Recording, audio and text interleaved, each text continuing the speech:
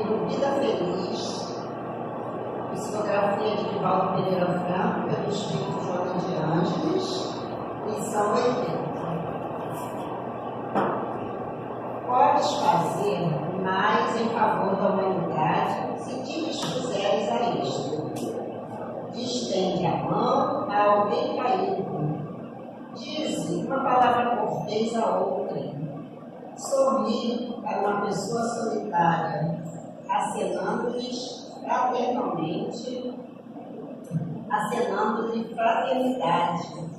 Presenteia um amigo com uma flor. Faz sorrir o triste.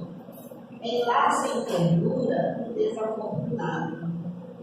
Há moedas de amor que valem mais do que os tesouros bancários, quando interessadas no momento próprio e com vontade. Ninguém dispensa um amigo, nem desdenha um gesto socorrista. Disputa a honra de ser construtor do mundo melhor e de uma sociedade mais ditosa.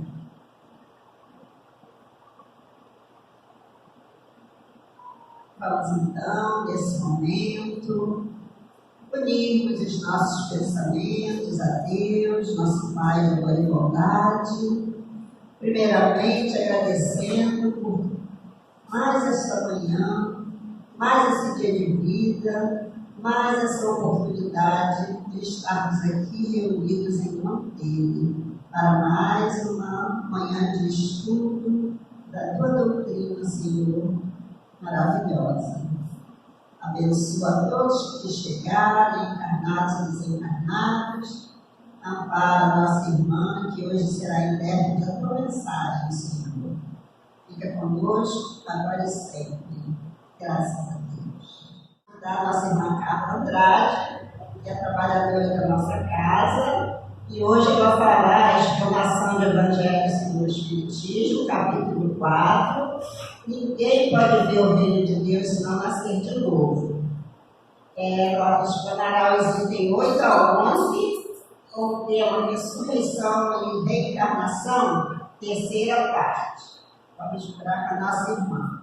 Bom dia a todos, sejam todos bem-vindos. Peguei aqui o Evangelho, quem quiser participar, acredito que tem o Evangelho disponível para acompanhar a leitura, porque hoje nós fazemos uma leitura e uma explanação sobre o Evangelho. É o que nós fazemos na quinta de manhã. Então, aqueles que quiserem acompanhar, nós vamos hoje falar do capítulo 4 do Evangelho. Ninguém poderá ver o reino de Deus se não nascer de novo. E nós vamos começar no item 8. Hoje nós vamos falar sobre o item 8, de 8 a 11. E nesse item a gente aborda o tema ressurreição e reencarnação. Então nós começamos com a leitura do Evangelho. Então quem quiser acompanhar, o item 8 do Evangelho diz assim: para se apoiar o verdadeiro sentido dessas palavras, cumpre também se atente à significação do termo água, que ali não fora empregada na acepção que lhe é própria. Nós vamos voltar lá no item 7, porque é uma continuação. E para a gente entender do que ele está falando aqui no item 8, a gente vai dar uma lidinha rápida no item 7. Vamos lá no item 7 para ler. Estas palavras, se o homem não renasce da água e do Espírito, foram interpretadas no sentido da regeneração pela água do batismo. O texto primitivo, porém, reserva simplesmente não renasce da água e do Espírito, ao passo que em algumas tradições as palavras do Espírito foram substituídas pelas seguintes: do Santo Espírito, o que já não corresponde ao mesmo pensamento. Ele está dizendo aqui que na Bíblia, a palavra teve uma modificação. Então Jesus, quando fala, e nós vamos ver aqui onde que Jesus fala isso, e com quem ele tem essa conversa, quando ele fala, ele diz: se o homem não renasce da água e do Espírito.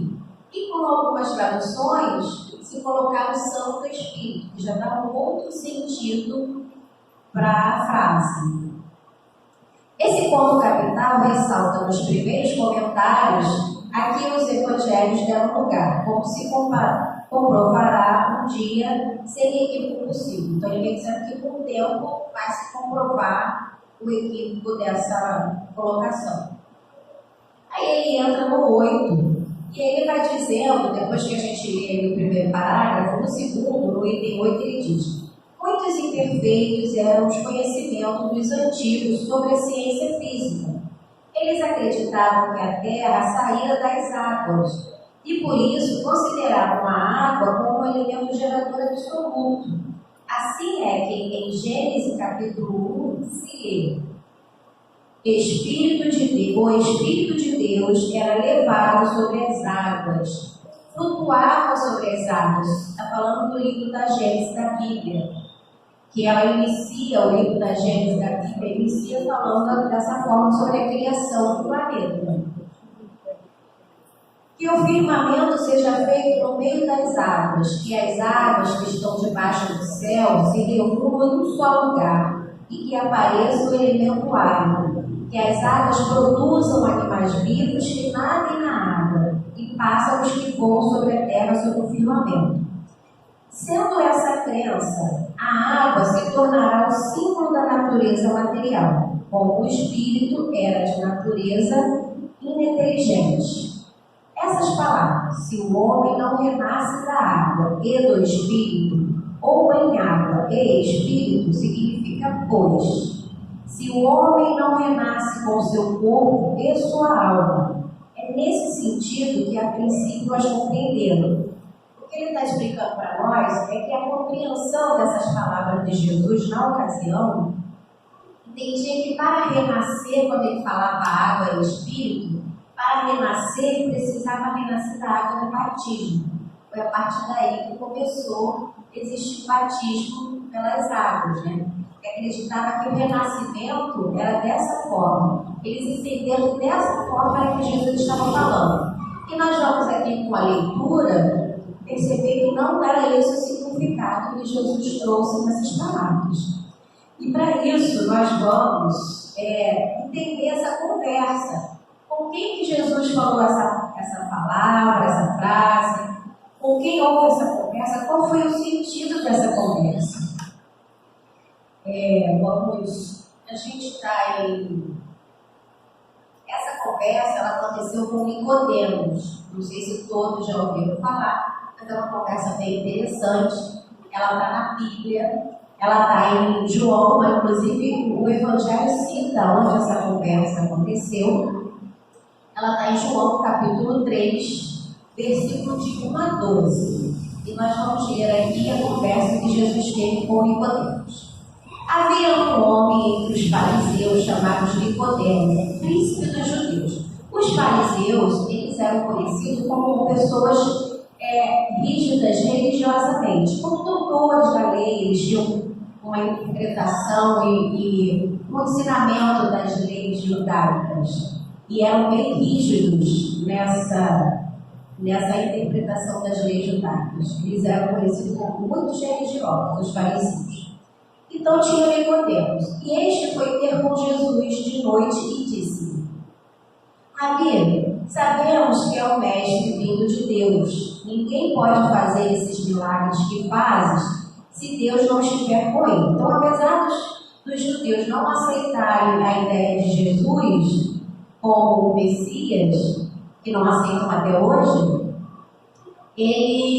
o Nicodemos, ele tinha um outro entendimento. Ele não é que conseguia, ele passava na. Mas para fazer tudo o que ele faz e não ser de Deus, não é possível isso. Então ele foi ter essa conversa com Jesus. E aí Jesus replicou: em verdade eu te digo, quem não nascer de novo não poderá ver o reino de Deus.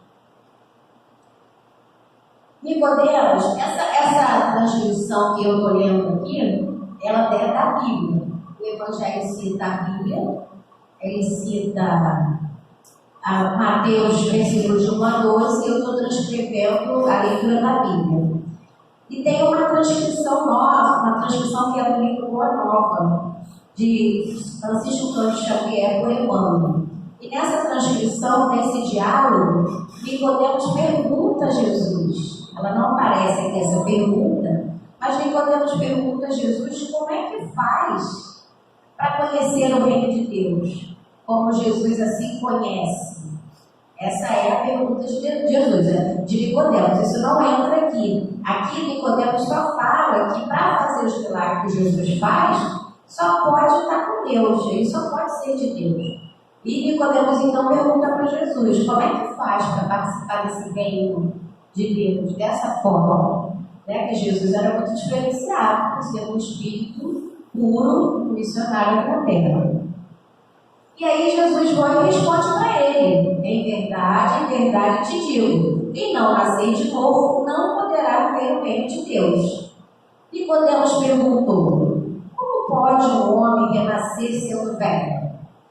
Porventura pode tornar a entrar no seio da sua mãe e nascer pela segunda vez? Porque realmente não era tão fácil assim de entender, né? Aí respondeu-lhe Jesus, em verdade te digo, quem não renascer da água, a frase que a gente estava lendo aqui, no item 7 e no item 8, quem não renascer da água e do Espírito, não poderá entrar no reino de Deus. Aí continua Jesus, o que nasceu da carne é carne, e o que nasceu do Espírito é Espírito. Não te maravilhes do que eu te tenha dito, necessário vós é nascer de novo. O vento sopra onde quer, ouve-lhes o ruído, mas não sabe de onde vem, nem para onde vai. Assim acontece com aquele que nasceu do Espírito. Replicou Nicodemos, como se pode fazer isso? Disse Jesus, é doutor em Israel e ignoras estas coisas? Em verdade te digo, dizemos o que sabemos e damos testemunho do que vimos, mas não recebeis o nosso testemunho. Se vos tenho falado das coisas terrenas e não me credes, como crereis vós? Como crereis se vos falar das celestiais? Então, nesse diálogo com Nicodemos, ficou claro até para a gente que Nicodemos não entendeu o que Jesus estava falando e que Jesus também não tinha ali condições de revelar mais para Nicodemos, porque o conhecimento ainda não era suficiente para todas essas revelações que hoje nós temos. É por isso que Jesus falou que enviaria um Consolador prometido, para dizer aquilo que ainda não tinha sido dito por ele, para revelar o que ainda não tinha sido revelado. E nós temos hoje o Espiritismo, a codificação por Allan Kardec, como a revelação, mostrando para nós o que acontece na vida espiritual, né? Por que é preciso, que até então nós não sabíamos, e agora com o conhecimento espírita nós sabemos por que é preciso renascer para entrar no reino do céu. Então Jesus, para conseguir ser Jesus, o Cristo, o formador do planeta Terra, ele precisou renascer muito para virar um espírito puro na grandeza que ele se tornou. Foram muitos, renasceu muito. E aí até chegar nessa condição de ganhar o planeta para cuidar do planeta Terra. Então, para a nossa evolução, nós entendemos que a gente precisa renascer. Renascer para a gente, porque Deus é justo e soberano. Ele nos dá a oportunidade de voltar e refazer. Imagina, nós como família, nós sempre damos oportunidade aos nossos filhos, aos nossos irmãos, aos nossos amigos, parentes, nos perdoamos, né? Deixamos eles ficar ao nosso lado de novo. Imagina Deus como nosso Pai soberano, se Ele não iria nos dar a oportunidade de refazer, de refazer a nossa caminhada, a nossa trajetória. Se Deus iria simplesmente falar, ó, acabou, né, você errou, você não tem chance de reparar o seu erro. Nós temos essa chance que é através da reencarnação. Então, nesse diálogo com Nicodemos, Jesus estava passando essa mensagem. E naquele momento ainda não seria possível compreender. E aí nós vamos seguir. No capítulo adiante, nós vamos para o 9. para o item 9. Quem quiser acompanhar, o Espírito sopra onde quer, ouve a voz, mas não sabe de onde ele vem nem para onde ele vai.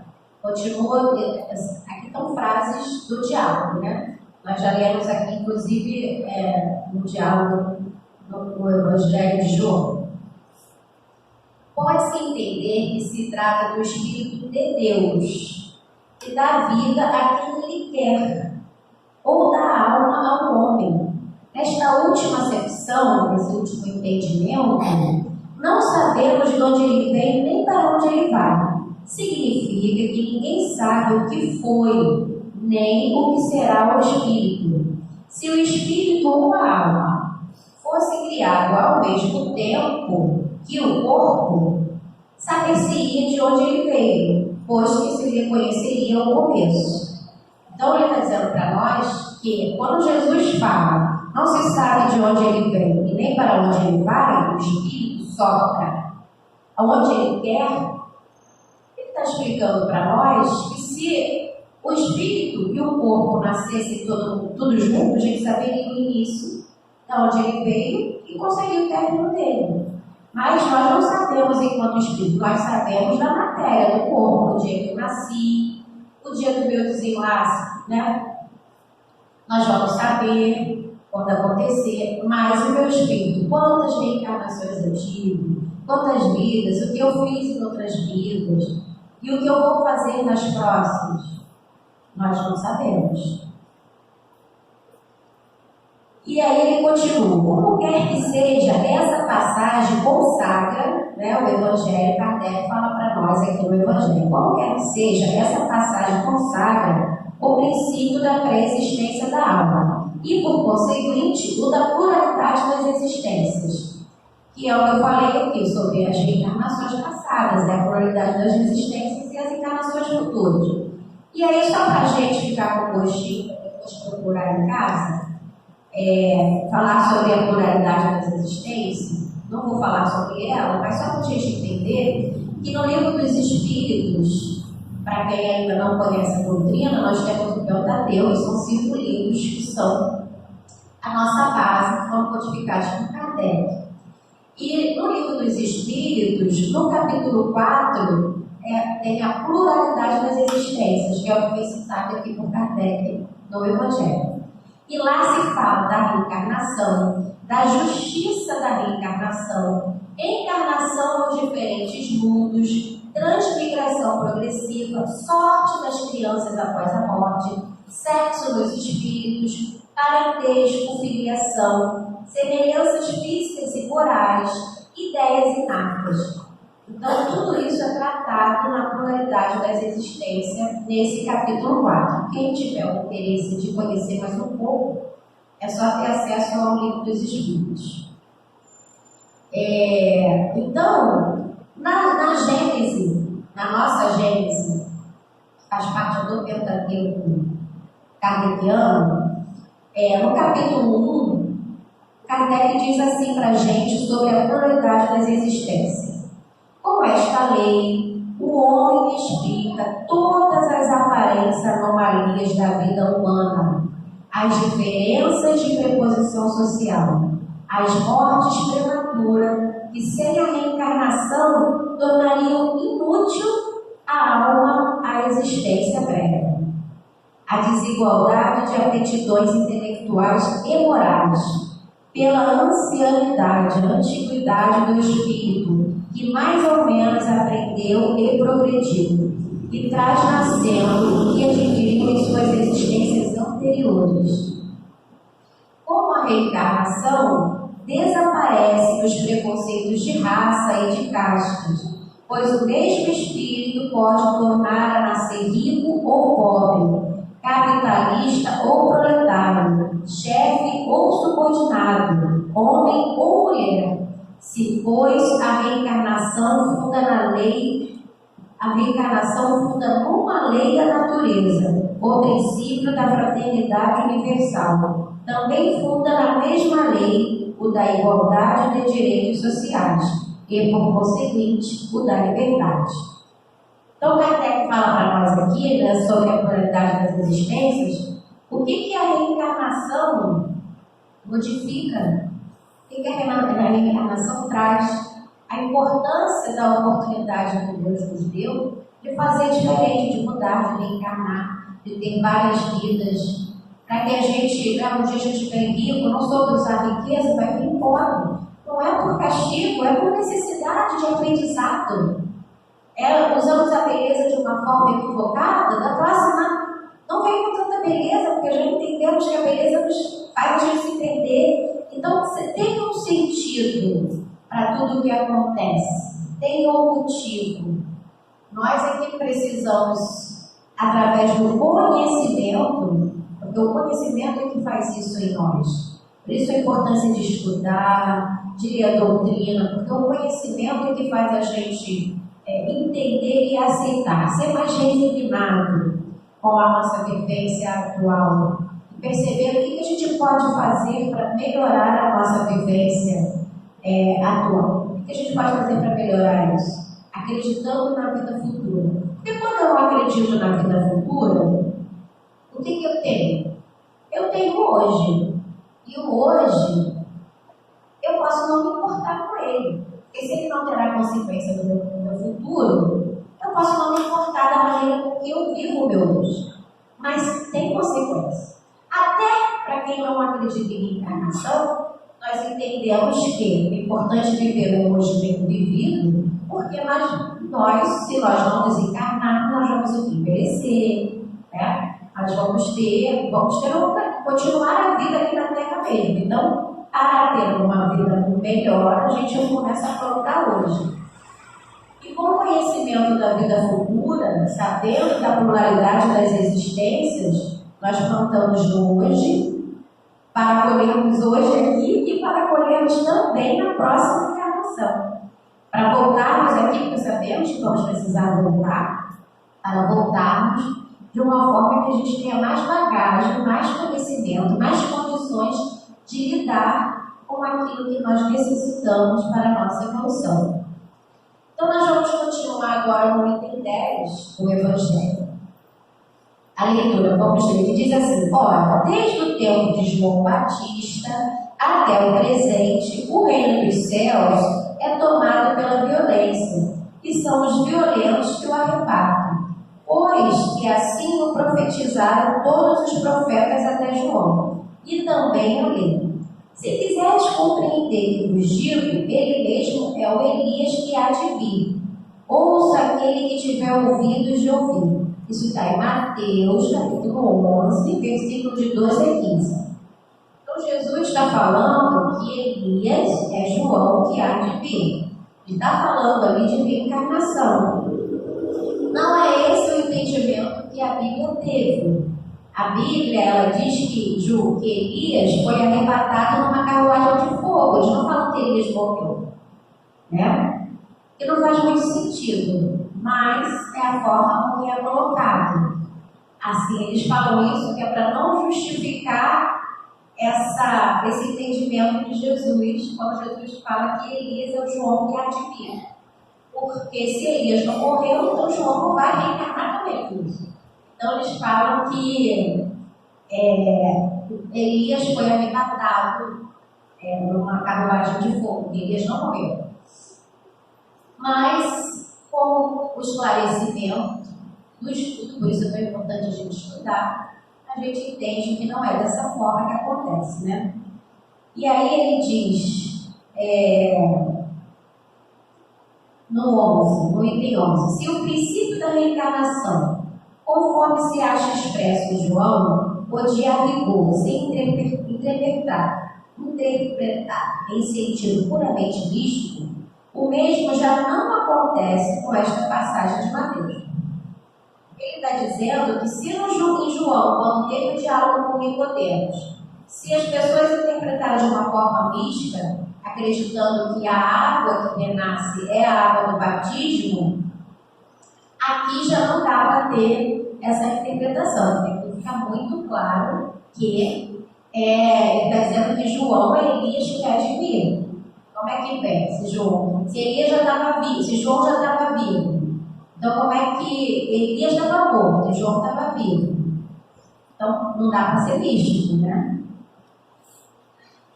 Aí ele diz que o mesmo não acontece, né, com essa passagem. Não há aí figura nem alegoria. É uma afirmação positiva.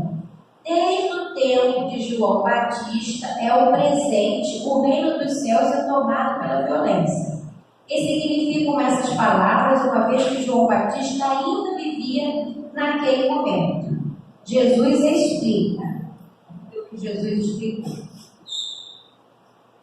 Se quiseres compreender o que digo, ele mesmo é o Elias, que há de vir. Ora, sendo João o próprio Elias, Jesus alude à época em que João vivia com o nome de Elias. Até o presente, o reino dos céus é tomado pela violência. Outra alusão à violência da lei mosaica, que ordenava o extermínio dos infiéis para que os demais ganhassem a terra prometida, paraíso dos hebreus. Ao passo que, segundo a nova lei, o céu se ganha pela caridade e pela brandura. Então, antes de Jesus, eles falavam o que era pregado, né? Dente por dente, olho por olho. Então, se ganhava pela violência. Quando Jesus veio, Jesus falou o quê? De caridade, de amor. Jesus falou amar a Deus sobre todas as coisas, pegou os mandamentos e colocou 2 mandamentos: amar a Deus sobre todas as coisas e o próximo como a ti mesmo. Jesus veio falar para a gente de amor, mostrar para a gente que é através do amor que nós fazemos toda a nossa transformação. Então, como eu falei, o céu se ganha pela caridade e pela brandura. Está falando do céu, é a vida espiritual. Se ganha pela caridade, pelo que nós fazemos por nós e pelo outro. A ambientação falou disso, né? A ambientação de hoje.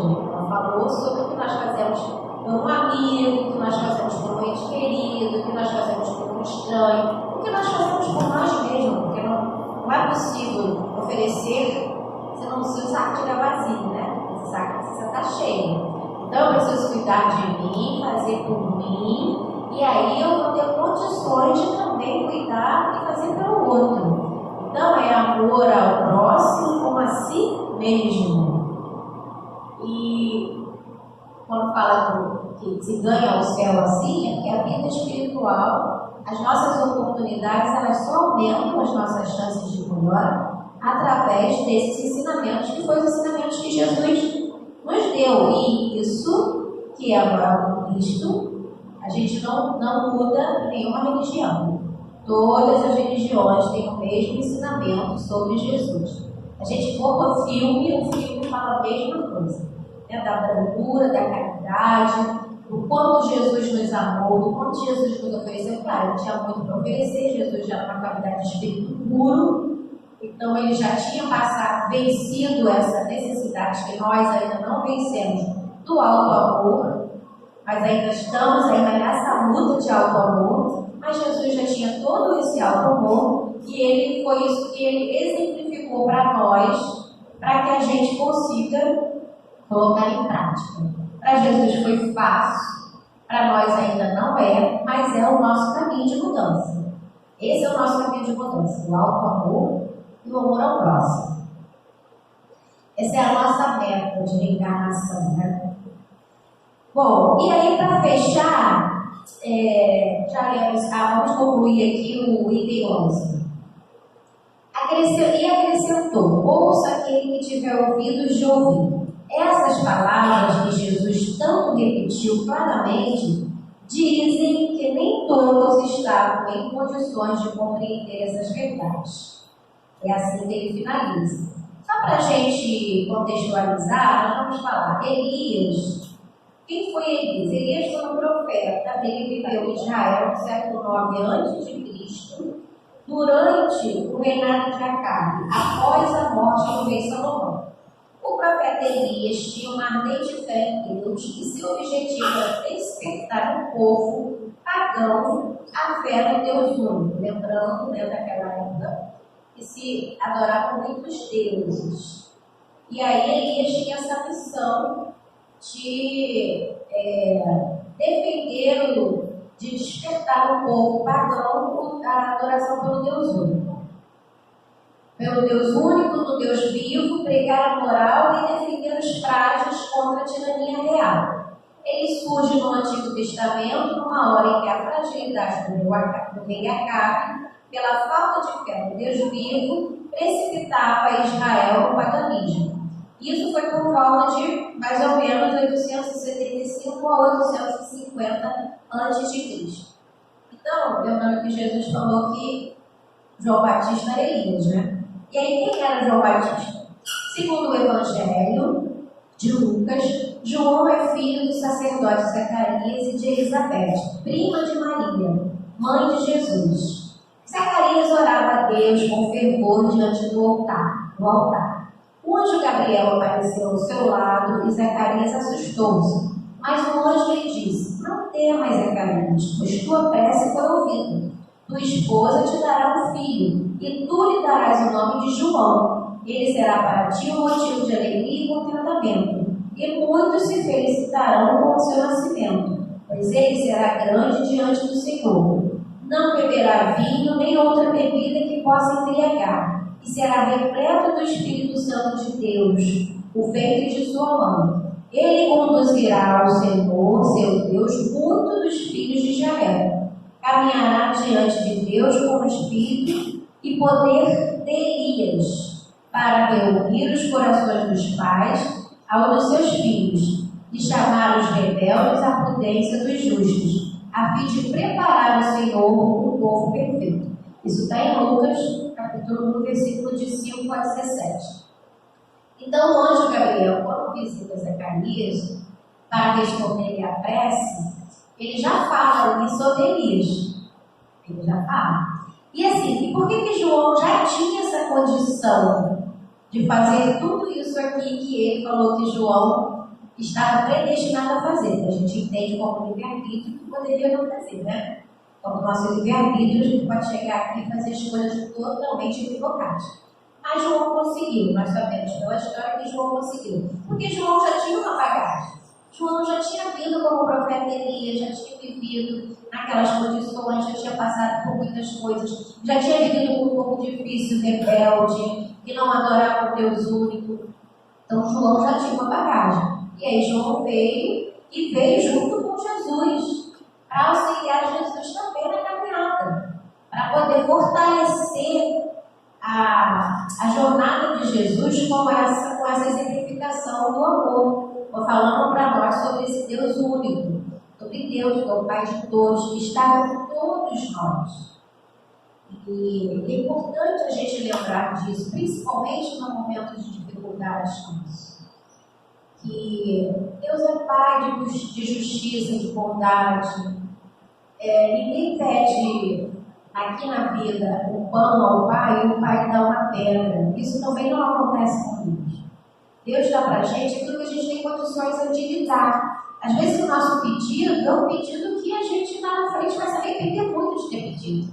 Mas a gente não tem consciência disso. Mas Deus tem. Então Ele vai dando para a gente aos poucos aquilo que a gente tem condições de lidar. Para o nosso aprimoramento, para o nosso aprendizado e também para os nossos estados de felicidade, porque nós não vamos ser felizes o tempo todo, mas para os nossos momentos de felicidade. Deus também permite que a gente tenha momentos de felicidade, refrigério para a nossa alma, para a gente saber que vale a pena continuar. Então, nós agradecemos pela oportunidade do estudo, desejamos que todos tenham um dia de paz. Até a próxima semana. Nós agradecemos a nossa irmã Carla pela mensagem da manhã, pelo carinho que preparou todo o estudo.